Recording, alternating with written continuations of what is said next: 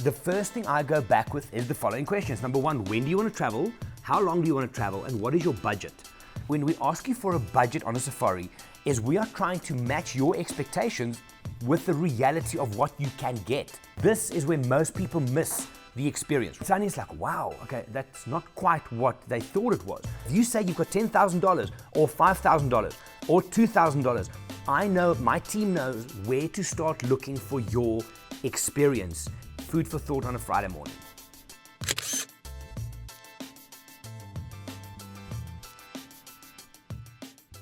Right, guys, hi, my name is Jerry, I'm from Wild Eye, and there's something we need to discuss. This is something that keeps on coming up again and again and again, and I think for no other reason that people don't understand. So this morning, I got another inquiry. Someone wants to go to Kenya, right? We have a big presence in Kenya, that's what we do, and they say, I want to go to, for example, Amboseli and the Mara Triangle, and the first thing I go back with is the following questions. Number one, when do you want to travel? How long do you want to travel? And what is your budget? The answer then comes back and says, no, the budget will depend. Just can you book a safari? No, I can't just book a safari if you don't give me a budget, because that's kind of a starting point.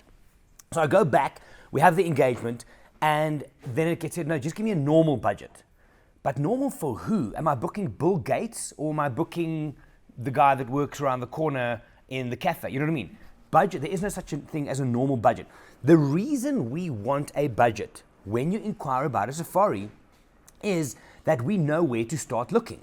Number one, it streamlines the whole process dramatically, because if you say to me you want to spend $500 a night and not $2,000 a night, then I know I'm not going to look at that, and we can only go to a certain area. Also, it's going to manage your expectations better, because if you look and see to some of the places that I travel to with private clients and you think you're going to pay $150 a night and you're going to go there, you're very wrong. It just is what it is. So the idea of when we ask you for a budget on a safari is we are trying to match your expectations with the reality of what you can get. Now, is a $200 a night safari bad compared to a $2,000 safari? Not necessarily. It's what you want. Do you want iPod docking stations next to your bed? Do you want an air conditioner in your room? Do you want people to jump up and down every time that you get back to the lodge? Or do you want an authentic camping experience where you can hear Africa kind of go to sleep, you can hear Africa wake up? It's two different things. And even inside that, there's a continuum of budget. It's never the same. So a budget for us narrows it down. I know that if you say to me, I have got $750 a night, where to start looking, and we can just streamline the whole thing. So that's the first part of it. The second part of it is when you book a safari, the cost should not be the defining factor. Now, I know you can say, yeah, but you're in the industry, I charge money to do safaris. Yes, I do, but let me tell you a quick story here. This is real, right?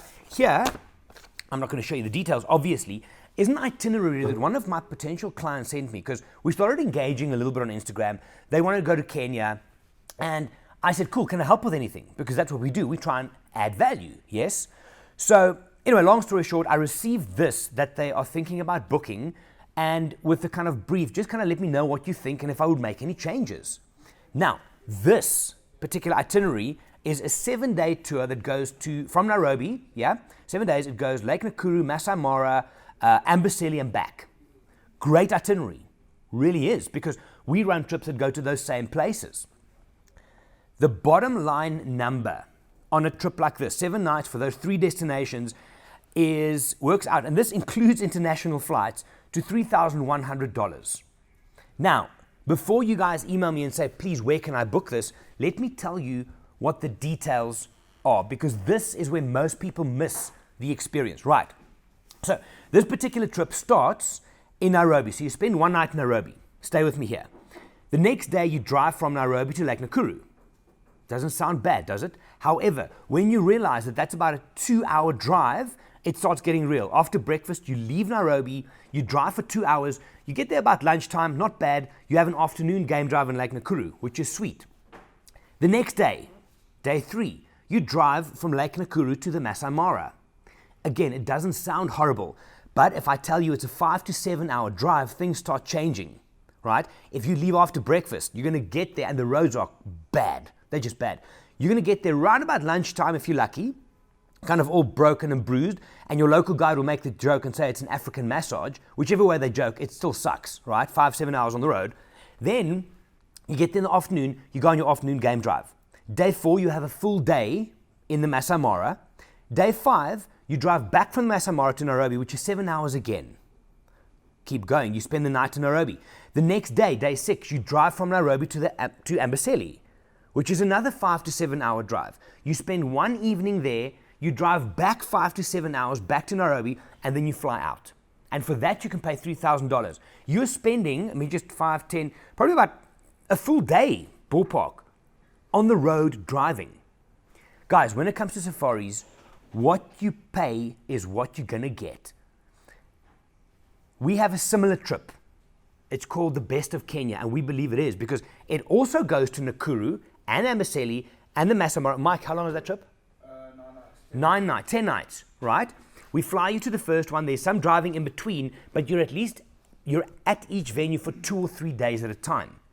Right, ours comes in at about 6,400 because we've made sure the experience is worth it.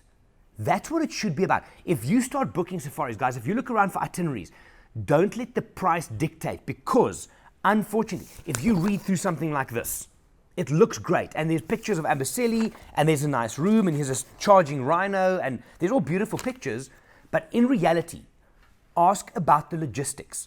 How long am I going to be driving? Literally, you wouldn't even have to pack heavily for this trip, this one, because you're going to be on the road most of the time. You never have time to unpack.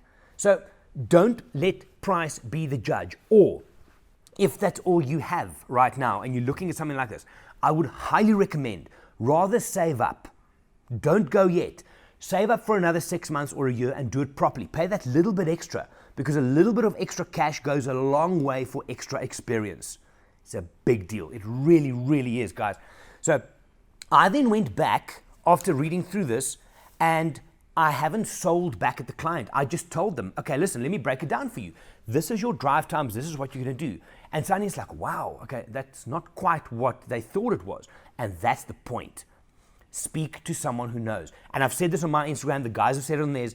Even if we can just help you advise, like I am with this one, yes, let us know and let us help you make the best decision. Because if you're going to come to Africa just once, ever, in your life, make sure it's right. Make sure you don't spend a full day, 24 hours total, in 7 days driving on really bad African roads. Because it's not as romantic as it sounds. It really isn't. Those are the two things. Budget. The reason we ask for it is to tailor make. It's not a target. We don't see it as a target. If you say to me you've got $10,000, I could very easily try and sell you up to make it a $50,000 safari, which is very easy at some destinations. But if you say you've got $10,000 or $5,000 or $2,000, I know, my team knows where to start looking for your experience and for us to maximize that budget. There's ways to do that. And if you're looking at an itinerary online or on a PDF or on an email or on the phone, always go and check the details. And if you don't know the details, speak to someone who does. Food for thought on a Friday morning. If you're looking for a safari, good luck. Let me know if I can help. And it is worth it. Once you get through all of this, it really, really is worth it. My name is Jerry from Wild Eye. See you next time. Bye.